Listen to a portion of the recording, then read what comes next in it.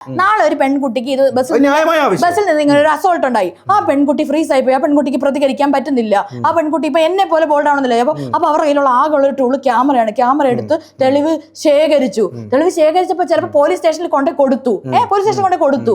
പക്ഷേ നമ്മുടെ ഇപ്പോഴത്തെ നിയമവ്യവസ്ഥ വെച്ചിട്ട് ഇത് പറയട്ടെ, ആ പോലീസ് കൊണ്ട് കേസ് കൊടുത്തു, പോലീസ് ഒന്നും അനങ്ങുന്നില്ല. അപ്പം പോലീസ് അനങ്ങുന്നില്ലെങ്കിൽ ഞാൻ അവരുടെ പോലീസ് അനങ്ങുന്നില്ല. അപ്പൊ അവര് മുഖം മറച്ചുകൊണ്ട് പോലീസ് ഒരു ഫേസ്ബുക്കിൽ വീഡിയോ ഇട്ടു, അപ്പോഴും പോലീസ് അനങ്ങുന്നില്ല. മുഖം റിവീൽ ചെയ്തുകൊണ്ട് അടുത്ത വീഡിയോ ഇട്ടു, അപ്പൊ ഒരാൾ ആത്മഹത്യ ചെയ്തു, അപ്പോഴേ പോലീസ് അനങ്ങത്തുള്ളൂ. ഇതാണ് ഇവിടെ നടക്കുന്ന കാര്യം. ഷിംജിതയുടെ കേസ് ഷിംജിതന്നല്ല, ഒരു പെൺകുട്ടി ഇനിയിപ്പോ എന്ത് കേസ് എങ്ങനെയാ പഠിക്കേണ്ട? ഞാൻ അല്ല ഇപ്പൊ ഈ ശേഷം നടന്ന എന്താണെന്നതിനെ കുറിച്ചൊക്കെ ഏകദേശം ഒരു ഐഡിയ ഒക്കെ ഉണ്ട്. അല്ലാതെ ഇപ്പൊ നമുക്ക് അതെല്ലാം എടുത്ത് വായിച്ചു നോക്കാൻ വേണ്ടി പറ്റും. അതൊക്കെ ഓക്കെ. എന്താണ് ഇപ്പൊ സംഭവിച്ചത് സത്യത്തിൽ ഷിംജിതയുടെ കേസിൽ?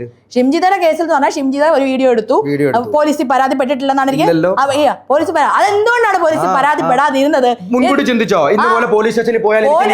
ഉറപ്പായും ആ പെൺകുട്ടി അങ്ങനെ ചിന്തിച്ചിട്ടുണ്ട്. ഞാൻ എനിക്ക് സ്നേഹം കൊണ്ട് എന്നെ ആരും ഇഷ്ടപ്പെടും, എന്നെ ആരും സ്നേഹിക്കണ്ടോ, ആരും സ്നേഹപ്പെടുന്നതല്ല. എനിക്ക് നിങ്ങൾ എല്ലാവരും 90% ആൾക്കാരും എനിക്ക് കയറിപ്പോ എന്താ കുഴപ്പം? നിങ്ങൾക്ക് റീച്ച് കിട്ടുമല്ലേ, നിങ്ങൾക്ക് തെറി കയറ്റി റോളർ കയറുമല്ലേ, അതിനിപ്പോ നിങ്ങൾക്ക് എന്താ പ്രശ്നം? നിങ്ങൾക്ക് എന്നോട് ഒരു സ്നേഹവും വേണ്ട, നിങ്ങൾ ഡോളർ കൂട്ടിക്കോ, എനിക്കതൊരു പ്രശ്നമില്ല. 90% ഒരാൾക്കാർ ഒരാളെ ഇട്ട് കൊടുക്കുമ്പോൾ നമുക്ക് അതിന്റെ കൂടെ നിൽക്കാൻ വേണ്ടി പറ്റില്ല. എനിക്ക് ആ ടച്ച് ബാഡ് ആയിട്ട് തോന്നിയിട്ടുണ്ട്. എന്ത് കരുതി അയാൾ മരിക്കുന്നതിന് മുമ്പ് ഞാൻ അയാളെ എവിടെ അതിക്രമിക്കാൻ വേണ്ടി ഇട്ട് കൊടുത്തിട്ടില്ല. അതുപോലെ തന്നെ 90% പറയുന്ന ആൾക്കാർ പറയുന്ന അതായിരിക്കില്ല സത്യം. ഇങ്ങനെ ഒരു സമൂഹത്തിൽ സ്ത്രീകൾ ഇങ്ങനെ അല്ലാതെ പിന്നെ എങ്ങനെ പ്രതികരിച്ചാലാണ് നീതി കിട്ടുക? പോലീസ് സ്റ്റേഷനിൽ പോയാൽ നീതിയില്ല, എവിടെ പോയാലും നീതിയില്ല. അപ്പം ഇതുപോലെ സോഷ്യൽ മീഡിയയിൽ ഇട്ട് കൊടുത്ത് അവന്റെ മുഖം രണ്ടാൾ കണ്ട് അവനെ നാണം കെടുത്തിയെങ്കിലും ഒരു നീതി കിട്ടട്ടെ എന്ന് പുള്ളിക്കാരി വിചാരിച്ചിട്ടുണ്ടാവും. അതാണ് നടന്നതാണ് എനിക്ക് തോന്നിയിട്ടുള്ളത്. അല്ലാതെ ഇപ്പൊ അതിന് മുമ്പ് ഒരു പെൺകുട്ടിക്ക് അയാൾ ചാരി നിന്നു എന്നൊക്കെ അവൾ പറയുന്നുണ്ട്. അങ്ങനെയൊക്കെ ആയിരിക്കും അത്.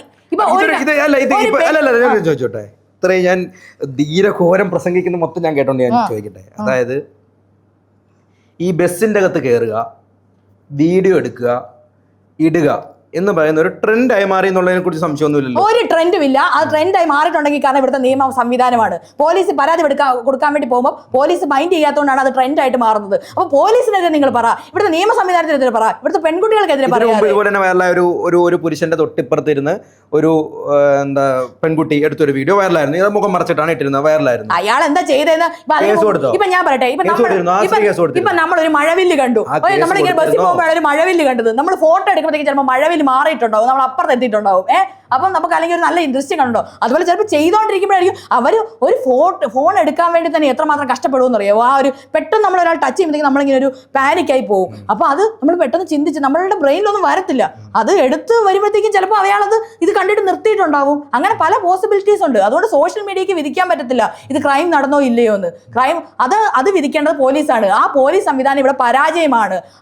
അതാണ് പറയുന്നത്. ഈ ബസ്സിലെ ക്രൈമുകൾ അന്വേഷിക്കാൻ വേണ്ടി സെപ്പറേറ്റ് ആയിട്ട് വല്ല സൈബർ സെല്ല് പോലെയൊക്കെ സെപ്പറേറ്റ് ആയിട്ട് ഒരു ബസ് സെല്ല് രൂപീകരിക്കണം എന്നാണ് എനിക്ക് പറയാനുള്ളത്. വളരെ വളരെ കറക്റ്റായിട്ടുള്ളൊരു ആൻസറും വളരെ കൃത്യമായിട്ടുള്ള നിലപാടൊക്കെ ആയിരിക്കാം. പക്ഷേ എന്നിരുന്നാൽ പോലും എനിക്കിതിൻ്റെ അകത്ത് വളരെ സിമ്പിളായിട്ട് ഇപ്പോഴും പറയാനുള്ളത്, ഈ ഷിംജിത എന്ന് പറയുന്ന വ്യക്തി വീഡിയോ എടുക്കാൻ അത്രയും അല്ലെങ്കിൽ ഒരു 65 മിനിറ്റ് പുള്ളിയുടെ പുറകെ നടന്ന് വീഡിയോ എടുക്കാൻ, മുട്ടിയിട്ട് വീഡിയോ ഒക്കെ എടുക്കാൻ സമയം കണ്ടെത്തിയതിന് പകരം ഒന്നല്ലെങ്കിൽ അവിടെ വെച്ച് പ്രതികരിക്കാമായിരുന്നു. ചിലപ്പോൾ പറയട്ടെ, ഞാൻ ഇത്രയും താങ്കൾ പറയുന്നത് കേട്ടില്ലേ, ഞാനൊന്ന് പറയട്ടെ, ഞാനിന്ന് പൂർത്തീകരിക്കട്ടെ. താങ്കൾ ഇത്രയും നേരം ഈ 2 മിനിറ്റ് സംസാരിക്കുന്ന മുഴുവൻ ഞാനിരുന്ന് കേട്ടു. അപ്പോൾ ആശയ സംവാദം ആകുമ്പോൾ അങ്ങോട്ടും ഇങ്ങോട്ടും ഒരു സംഘടന ഉണ്ടാവും. അതിന് ഭംഗിയുള്ളതിന് അതിൻ്റെ ആശയങ്ങൾ തമ്മിലുള്ള പോരാട്ടമാണ്, അല്ലെങ്കിൽ നിലപാടുകൾ തമ്മിലുള്ള പോരാട്ടമാകുമ്പോൾ അതൊക്കെ സംഭവിക്കും.